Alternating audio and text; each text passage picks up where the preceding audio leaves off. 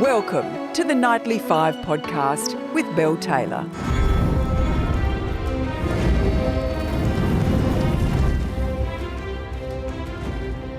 Game of Thrones author George R.R. Martin has posted on his personal blog that his new TV series is moving along nicely. Called The Hedge Knight, the show is based in Westeros, but it is set 100 years before the events of Game of Thrones. So you may think fans of Martin would be pleased at this news. Well, they are absolutely not, apparently. Joining us to explain why they are so upset is the Nightly's culture editor, Wenli Ma. Wenli, what exactly is the problem?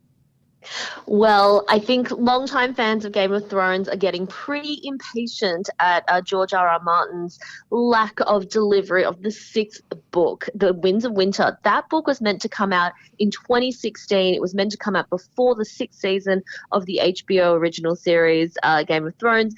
And now it's 8 years later and there is no sign of it. Instead, George R.R. Martin, we don't begrudge him his success and wanting to do some different things, but he's been busy, doing all these other sorts of Game of Thrones related things, but not the actual book. It sounds like you may begrudge it just a little.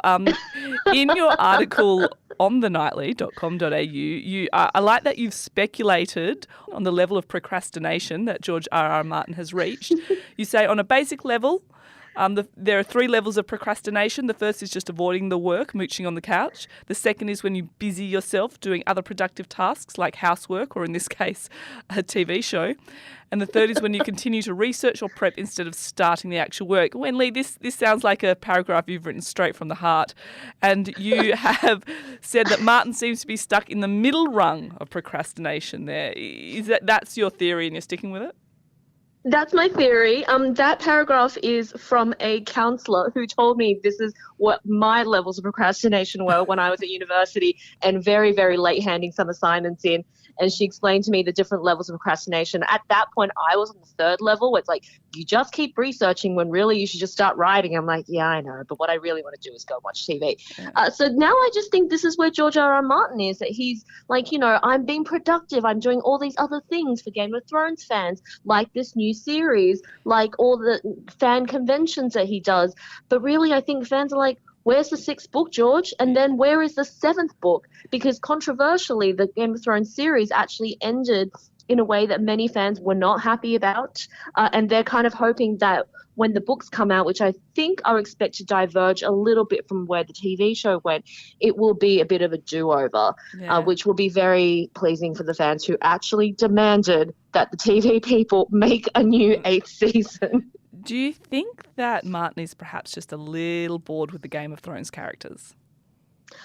Maybe he's bored with the main ones. I wouldn't think so, because he's still promising that the next book is going to be like 1,500 pages. Yeah. And let's face it, there are a lot of characters in a lot of characters, exactly. If you're bored of Sansa, pick up someone else, see where Arya is going. Yeah. So there's a lot of different chess pieces he can play with.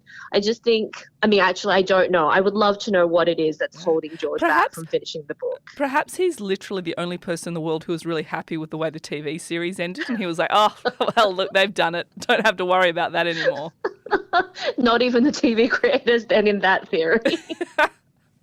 Well, maybe. Well, look, fingers crossed. And hey, in the meantime, we've got The Hedge Knight, which sounds pretty cool. Yeah, it sounds really fun. It's based on the Duncan Egg Stories, which is a 3-part sort of novella that he published between 1998 and 2010. It is about, it's set 100 years before Game of Thrones, 72 years after House of the Dragon, and it's about a young dashing knight and his squire and the adventures they have.